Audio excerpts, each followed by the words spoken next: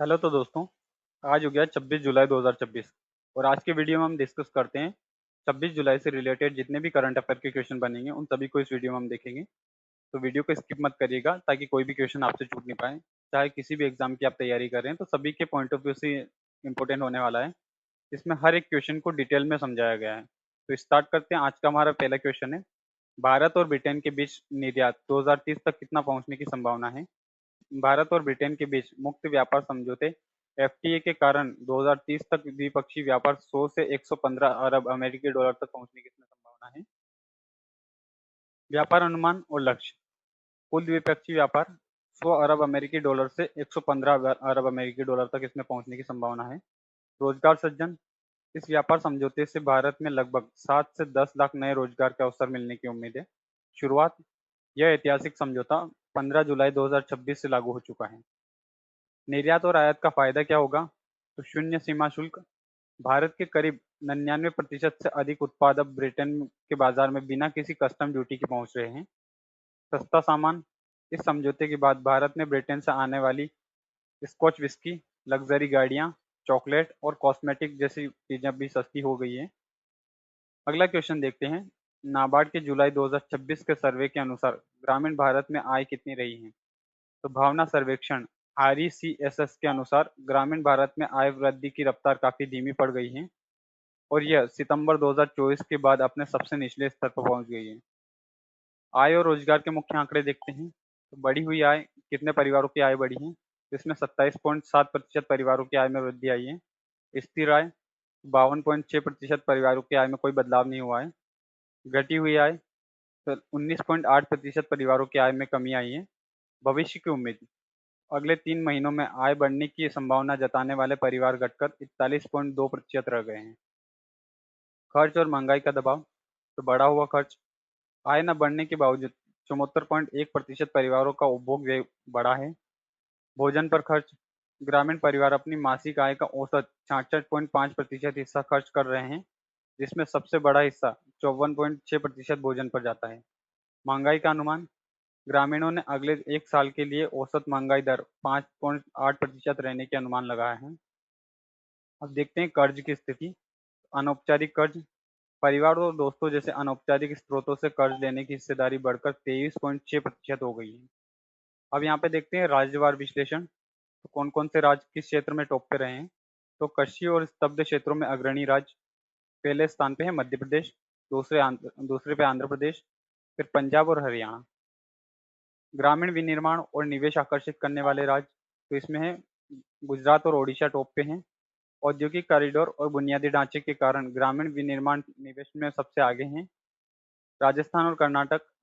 इन राज्यों के ग्रामीण इलाकों में नए औद्योगिक प्रोजेक्ट के कारण गैर कृषि रोजगार के अवसर में तेजी बढ़ी है। तमिलनाडु, ग्रामीण विनिर्माण और कपड़ा उद्योग के माध्यम से ग्रामीण महिलाओं को सबसे अधिक रोजगार देने वाला राज्य में से एक है। अब है अगला, ग्रामीण सेवा क्षेत्र में मजबूत राज्य, तो यह है केरल, कर्नाटक और तमिलनाडु टॉप पे हैं इसमें। इन दक्षिण राज्यों में ग्रामीण परिवारों की निर्भरता केवल खेती पर नहीं है। यहाँ प्रवासियों द्वारा बेची जाने वाली रकम और ग्रामीण बैंकिंग सेवाओं का स्तर बहुत ऊंचा है।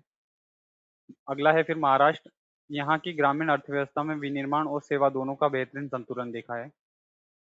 अगला क्वेश्चन देखते हैं। हाल ही में भारत के किस स्थान को यूनेस्को की विश्व धरोहर सूची में शामिल किया गया है। तो यह है सारनाथ।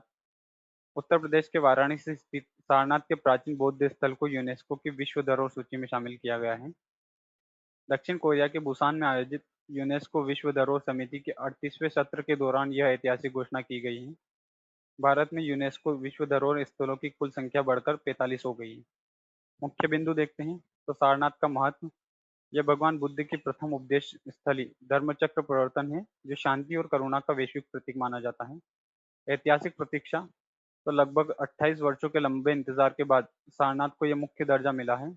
इसे 1998 में संभावित सूची में डाला गया था। अब देखते हैं उत्तर प्रदेश का गौरव। तो सारनाथ अब ताजमहल और आगरा किले और फतेहपुर सीकरी के बाद में उत्तर प्रदेश का चौथा यूनेस्को विश्व धरोहर स्थल बन गया है। अब देखते हैं हाल ही में जोड़े गए नए भारतीय स्थल।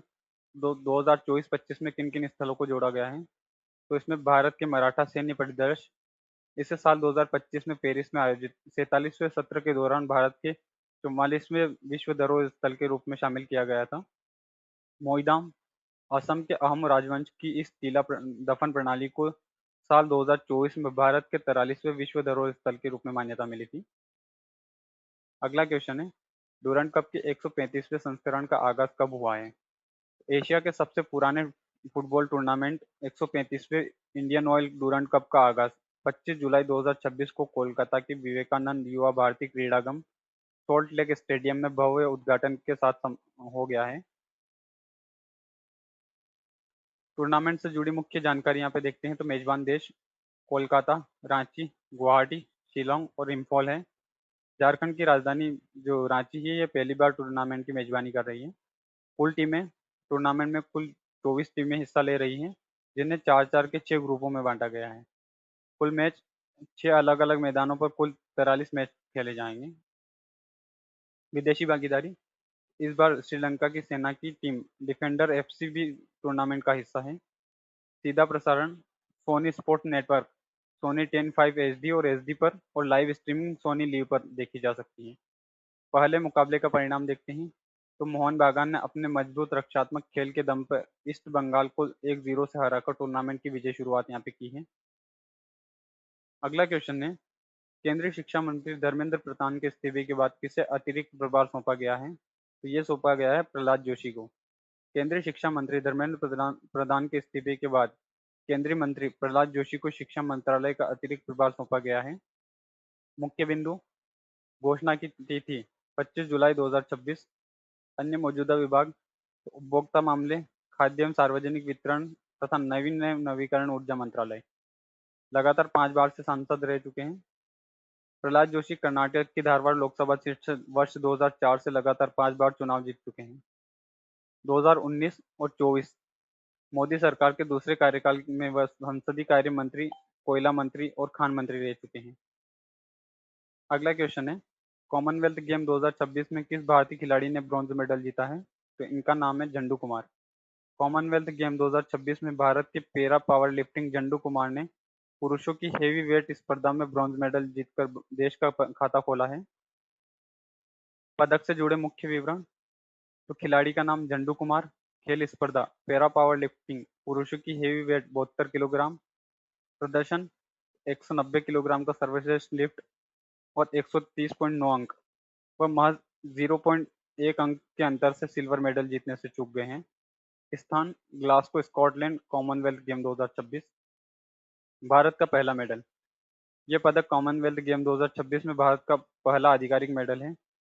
अन्य विजेता, इस स्पर्धा में नाइजीरिया के रिलवान एर्दिश ने गोल्ड मेडल और इंग्लैंड के मैथ्यू हार्डिंग ने सिल्वर मेडल जीता है। नोट में देखते हैं, इसके अलावा बॉक्सर लवलीना बोर्गोहेन को ड्रॉ में बाय मिलने के कारण उन्होंने सीधे सेमीफाइनल में जगह बनाकर भारत के लिए एक और मेडल पक्का कर लिया है।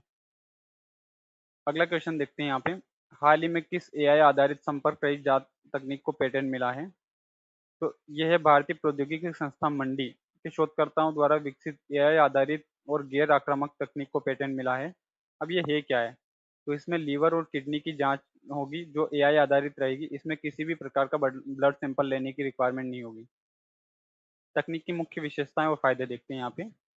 तो शुरुआती जांच में मददगार, इस एआई संचालित तकनीक की मदद से मानव शरीर के सीरम की महज एक बूंद से ही लीवर और किडनी से संबंधित बीमारियों की शुरुआती चरण का पता लगाया जा सकता है। संपर्क रहित और दर्द रहित, जांच के दौरान किसी भी तरह के शारीरिक दर्द या सुई चुभाने जैसी पारंपरिक प्रक्रियाओं से नहीं गुजरना पड़ता है। सटीक और त्वरित परिणाम और कम लागत।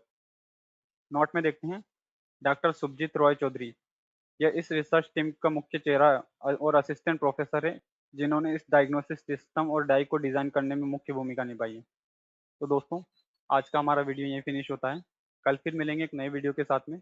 वीडियो अच्छा लगा हो तो कमेंट बॉक्स में ज़रूर बताइएगा कैसा लगा, और चैनल को सब्सक्राइब कर लीजिएगा ताकि आने वाले अपडेट्स आपको मिलते रहें।